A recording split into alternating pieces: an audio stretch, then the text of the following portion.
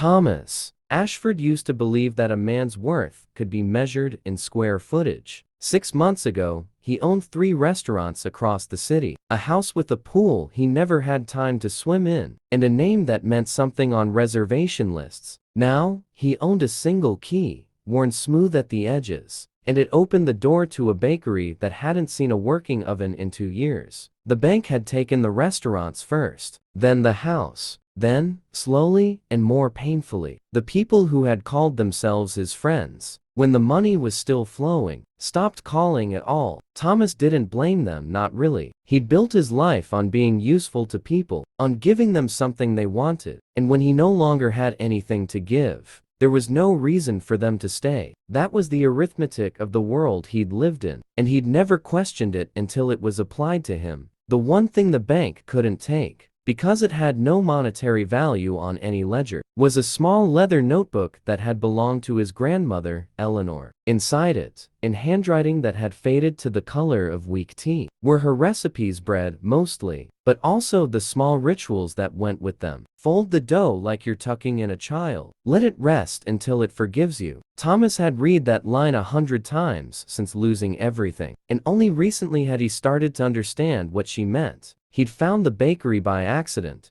or what he told himself was an accident. It sat on a quiet corner 3 towns over from where anyone might recognize him. A squat brick building with a faded sign that still read, Mercer's Bakery in gold letters, going green at the edges. The owner had died with no children to inherit it, and the property had sat in limbo for 2 years, gathering dust and rejected offers, because everyone with capital wanted to tear it down and build something more profitable. Thomas used the last of what he had, not much, but enough to buy it outright. No investors, no partners, no safety net, just him, the notebook, and an oven that hadn't been lit since the Clinton administration. The first month nearly broke him in ways bankruptcy hadn't. He learned that owning 3 restaurants and knowing how to run one were entirely different skills he'd always had. People for the ovens, people for the dough, people for the 4M starts.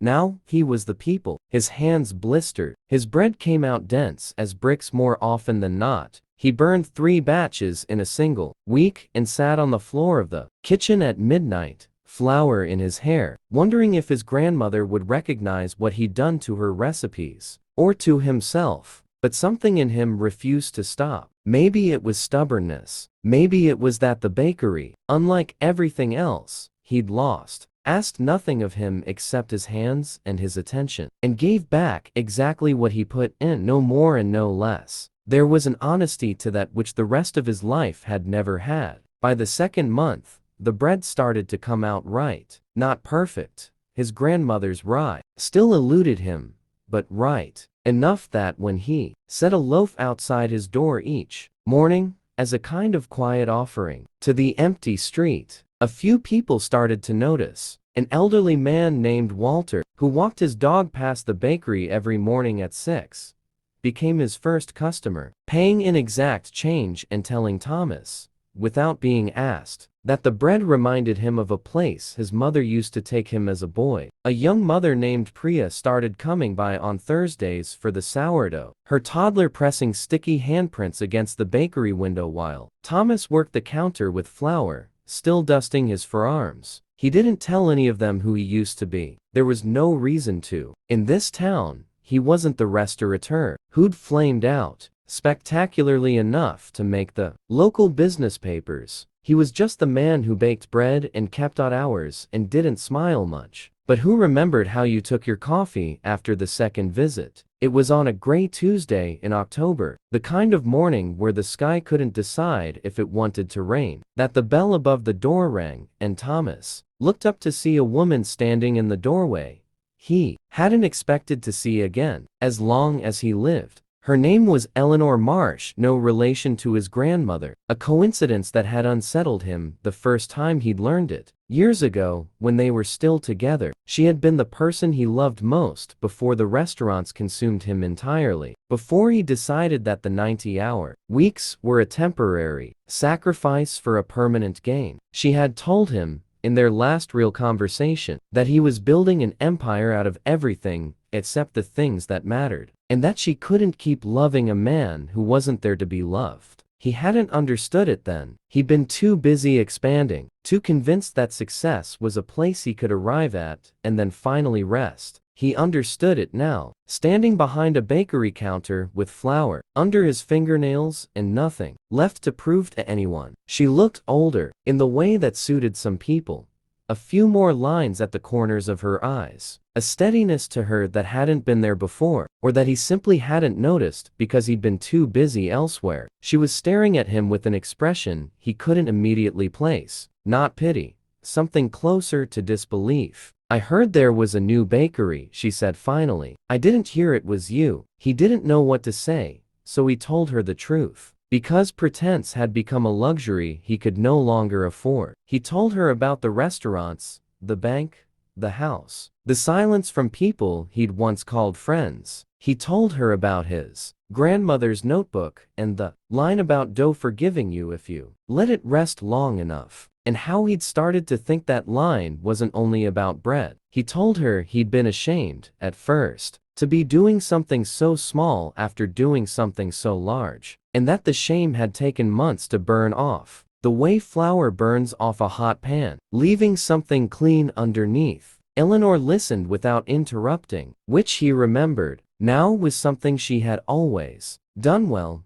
and something he had rarely deserved. When he finished, she didn't offer sympathy, which he was grateful for, because sympathy would have felt like an insult to how far he'd come. Instead, she asked if she could try the rye. He didn't have the rye right yet. He told her so. She said she'd come back when he did. She came back the following Tuesday, and the one after that. And somewhere in the space of those visits, quiet, unhurried, built on nothing but bread and conversation, something began to happen that neither of them named out loud, because naming it felt like it might scare it away. Thomas found that he looked forward to Tuesdays in a way he hadn't looked forward to anything in years. Eleanor found that the man behind the counter, humbled and slower, and infinitely more present than the one she'd walked away from, was someone she was interested in getting to know again. Almost as if for the first time, he finally got the rye right on a Tuesday in late November. He'd been up since 3, working the dough with the kind of patience his grandmother's handwriting had been trying to teach him for months. And when Eleanor walked in that morning, he didn't wait for her to ask. He simply cut a slice, still warm, and handed it to her across the counter. She took a bite and closed her eyes. And when she opened them, they were wet,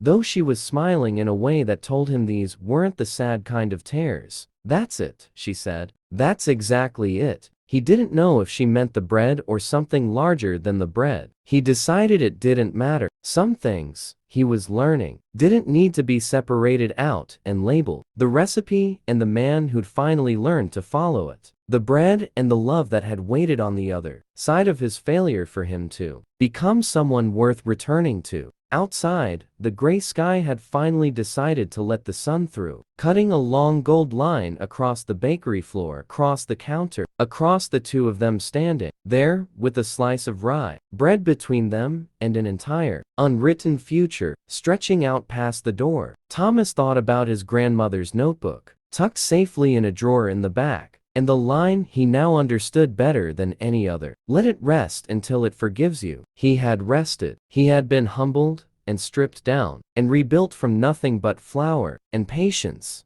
and a stubborn refusal to disappear entirely. He had lost everything that once told him who he was, and in the wreckage of it, he had kept the one thing that turned out to matter.